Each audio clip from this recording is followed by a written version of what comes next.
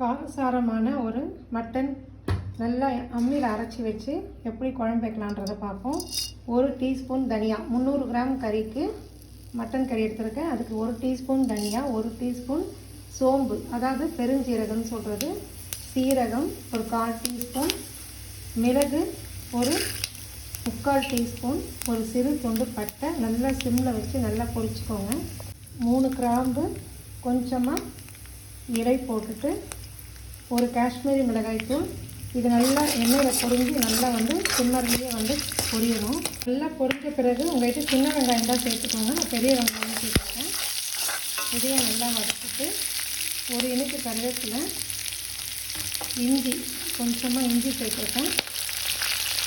இப்போ இதுலேயே 2 டீஸ்பூன் சோம்பு, பூண்டு இது எல்லாமே அரைச்சது. இப்போ இதெல்லாமே வதக்கிட்டு நல்லா ஃபைன் பேஸ்ட்டாக அரைச்சிக்கலாம். இப்போது மட்டன் நல்லா வாஷ் பண்ணிவிட்டு மஞ்சத்தூள், உப்பு எல்லாம் போட்டு இதை 2 விசில் இல்லை 3 விசில், இடம் மாடாக இருந்தால் 3 விசில் கொடுத்து இறக்கி வச்சுப்போம். இப்போ அந்த விசில் வரத்துக்குள்ளேயே நம்ம கடாய் வச்சு ஒரே 1 டீஸ்பூன் ஆயில் சேர்த்துட்டு கருவேப்பிலை ஒரு 1/4 டீஸ்பூன் சோம்பு சேர்த்துக்கோங்க. பொரிஞ்சதுன்னு பொடியாக கட் பண்ணி வெங்காயம் நல்லா ரோஸ்ட் பண்ணிக்கலாம்.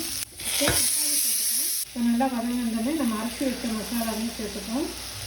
சேர்த்துக்கிட்டு இதில் பார்த்திங்கன்னா குழம்பு மிளகாத்தூள், உப்பு, மஞ்சள் தூள், சீரகத்தூள், காஷ்மீரி மிளகாத்தூள், மட்டன் மசாலா வச்சுருக்கேன். இது எல்லாமே சேர்த்துக்கலாம்.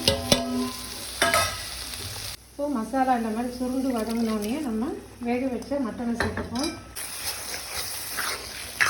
நம்மளுக்கு ஒரு 1/2 டம்ளர் தண்ணி, ஒரு லைட்டாக நமக்கு ஒரு குழம்பு மாதிரி வேணும்னா ஒரு 1/2 டம்ளர் கிரேவி மாதிரி எடுத்துக்கலாம். இல்லை உங்களுக்கு குழம்பா வேணும்னா 1 டம்ளர் தண்ணி நீங்கள் சேர்த்துக்கலாம். இப்போது நம்மளுக்கு நல்லா சுண்டி வந்திருக்கு. இதில் ஒரு 1/2 டீஸ்பூனுக்கு மிளகுத்தூள் சேர்த்துக்கலாம். இங்கே காரசாரமான மட்டன் குழம்பு நல்லா கிரேவி மாதிரி சூப்பராக ரெடியாக இருக்குது. கண்டிப்பாக நீங்களும் ட்ரை பண்ணுங்கள். நம்ம அடுத்த வீடியோவில் பார்ப்போம். தேங்க்ஸ் ஃபார் வாட்சிங்.